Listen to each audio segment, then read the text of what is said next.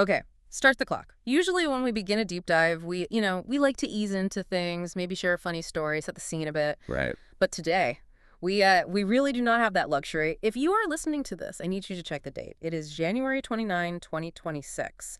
And if you work in IT or security, or frankly, if your company uses Ivanti to manage mobile devices, you need to stop what you're doing. It's that serious. Hmm. I've been reading the disclosures all morning, Ivanti's own report, Yeah. the breakdowns, Mm-hmm. and the alerts coming out of CISA.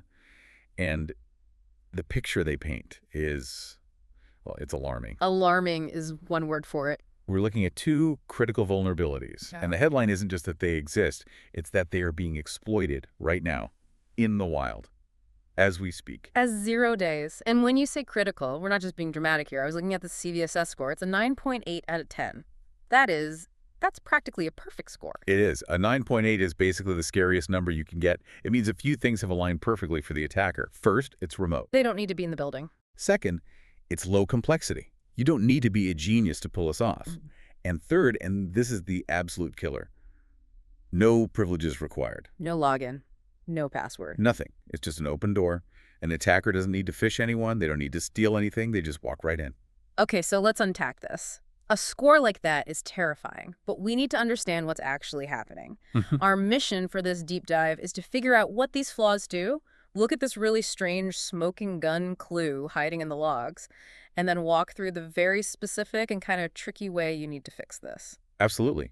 Because there's a trap in the remediation process, supply chain nuance that could leave you exposed even after you think you're safe. All right, let's start with the basics. We have two tracking numbers, CVE-2026-1281 and CVE-2026-1340. Correct. So both of these are what we call code injection vulnerabilities. Which sounds exactly as bad as it is, but what does that actually mean in practice? Think of it like a teleprompter. The software, EPMM, is reading a script of what it's supposed to do.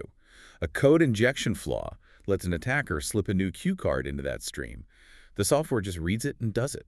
And because this is EPM in the Endpoint Manager, the software executing that code has a lot of power. It has massive power. EPMM is the control tower for all your corporate mobile devices.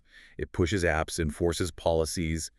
It needs high-level admin access to do its job. So if you inject code into the manager... You're not just hacking a server, you're hijacking the captain of the ship. Exactly. You compromise the entire fleet. And Ivanti has already admitted that a, quote, limited number of customers have been exploited. Limited. I always get hung up on that word in these disclosures. You should. In the early stages of a 0 day, the attackers aren't loud. They're selective. They hit high-value targets. Limited just means we haven't found everyone yet. So let's talk about what happens if they get in. What do they want? Total control and data. The source material says they can access a massive amount of sensitive data on the platform. I made a list from one of the reports, and it's an identity thief's wish list. You've got administrator names, usernames, email addresses. That's just for starters. Right, that's the directory. Who to target next? But go on, it gets worse. Then you get device details, phone numbers, IP addresses, what apps are installed, and hardware identifiers. IMEI and MEI numbers. And that's really dangerous. An IMEI number is the device's fingerprint on the cellular network. If an attacker has that, they can potentially clone the device, or at least spoof its identity to get past network controls. That's bad, but there was one data point that genuinely creeped me out, the big brother aspect, the physical location. Yes. That changes the threat model completely. Because a lot of companies turn on location services for these devices, right? For tracking lost phones or whatever. Correct. And if that's on, the attacker has a real-time map of your employees. They can get GPS coordinates. They can see the nearest cell towers the device is pinging. So, just think about that for a second. If you have a CEO, a government official, someone in a sensitive location carrying a managed phone, this isn't just a data breach. It's a physical security risk. In real time, potentially. It bridges that gap between cyber and physical risk very, very quickly. And it's not just looking. They can actively change things. No, that's a manipulation. They can use the EPMM API to change configuration settings on the phone. So they could change how people log in. Exactly. They could alter authentication settings, or worse, they could push a malicious application to every phone in the company. An update that looks official, but it's spyware. That is a nightmare. You trust the management software implicitly. Trust is the vulnerability. Okay, that's sufficiently terrifying. So if I'm an admin listening right now, how do I know if I've been hit? Well, this is where the detective work comes in. Ivanti found a specific forensic trail. a smoking gun. But it involves looking at the Apache access logs. Specifically, varloat TPS access log. Let's repeat that. Varloat TPS access log. That's the first place to look. But here's where it gets really weird. There's a paradox in how the attack shows up. The 404 paradox. This was the part of the research that made me stop and reread it like 3 times. It's totally counterintuitive. In web traffic, a 200 code means, okay, success. A 404 means not found, error. But here, legitimate requests return a 200, but a successful hack returns a 404. That just breaks my brain. Why would a successful hack throw an error? It's likely how the injection works. The attacker sends the malicious code, the server runs it, so the hack is successful. But the URL they use doesn't actually point to a real page. So after the code runs, the server looks around and goes, wait, I have no page to show you, and throws a 404. So the 404 is the sign that the getaway car just peeled out. That's a perfect way to put it. So if you see a bunch of 404s on specific endpoints, you shouldn't think, oh, a typo. You should think, I'm in trouble. And which endpoints are we talking about? You're looking for external requests, so not from localhost, targeting the miscast or App Store endpoints. If those requests result in a 404, that's your indicator. Okay, but there's a complication. Right. With relying on logs. Always. A good attacker cleans up after themselves. Ivanti warns that once they have root access, which this gives them, they can just delete or change the logs. So the smoking gun could be wiped clean. Right.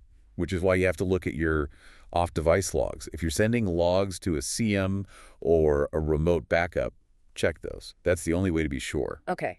Let's say the worst happens. You find the weird 404s. You're compromised. My instinct is to clean it. Find the bad file, delete it, patch. And that instinct would be wrong. Ivanti is crystal clear on this. Do not try to clean the system. Why not? Persistence. Modern attackers bury backdoors deep in the operating system. You'll never find them all.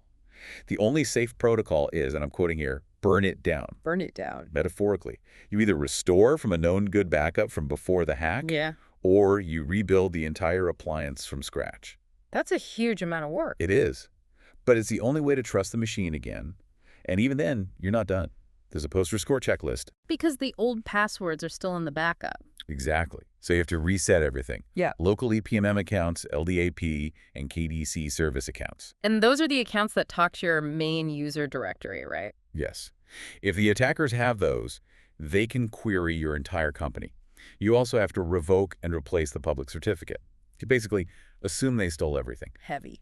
Okay, let's pivot to prevention. Yeah. You're clean. You want to stay clean. Ivanti has released a fix. They have RPM scripts for versions 12.5, 12.6, and 12.7. And some good news here. No downtime required to apply them. Which means there's really no excuse not to do it immediately. However, and Yeah. this is a big however, this is where the trap is. The upgrade trap. These scripts are hot fixes. They are bandages applied on top of the system. They're not baked into the core software. And Ivanti warns they do not survive a version upgrade. Wait, hold on. So if I patch my system today, I'm safe? But if next week I upgrade from version 12.6 to 12.7, The patch is gone. it just disappears. It gets wiped out by the upgrade process. You become vulnerable again the second the upgrade finishes. You have to manually reapply the hotfix after you upgrade. That is incredibly dangerous. Yeah. Because everyone assumes newer is safer. And in this case, upgrading reopens a door. Any automated update scripts could be putting you at risk without you even knowing it. Is a permanent fix coming? Yes, but not until version 12.8.0.0, which is scheduled for later in Q1. So for the next month or two, we're in this weird limbo. Okay, zooming out. The government is involved now too, right? CISA, yep. CISA added CVE-2026-1281 to their Known Exploited Vulnerabilities catalog, the key EV list. That's the do this now list for federal agencies. It is. And their deadline is February 1st. Wow. That's what, a 72-hour warning? It shows you how serious they're taking it. But here's a little mystery. There are 2 CVEs, but CISA only added one to the list, 1281. Why would they do that? It's unclear. Could be a paperwork lag. But for anyone listening, don't let that confuse you. Ivanti says attach both. Do not get clever. You leave 1340 open, you're still going to get owned. Got it. One last technical piece. Lateral movement. These servers usually sit in a DMZ, right? They're supposed to be isolated. They are, but there's a component called Sentry. Its whole job is to be a bridge. It tunnels traffic from mobile devices to internal assets, like your email server. Ah, I see. And if you compromise EPMM, you control the bridge. So an attacker can use Sentry to move sideways, right into the corporate network. The isolation of the DMZ becomes an illusion. So the blast radius is potentially much larger than just the mobile devices. Much larger. Okay, this is a lot. Let's try to summarize the action plan for everyone listening right now. Step 1. Patch immediately. Use the RPM scripts. Do it now. Step 2. Check your logs. Remember the 404 paradox? And check your remote logs, not just the local ones. Step 3. If you find anything, do not clean. Burn it down, restore or rebuild, and reset every single password and certificate that box ever touched. And finally, the big one. Remember the upgrade trap. If you upgrade before version 12.8 is out, you have to reapply the patch right away. That's the list. You know, this whole situation, it raises a bigger question for me. We're taught to trust software updates. We see that little notification and we think newer is safer. Right. But this whole thing, with a hotfix that's so fragile, it disappears when you upgrade. It really makes you think, doesn't it? It challenges that core assumption. How many other temporary fixes are we all relying on that might just vanish the next time we try to improve our systems? It's a reminder that security isn't a state you just achieve. It's a constant process. You can't just trust the update button to save you. That's thought that'll keep people up tonight.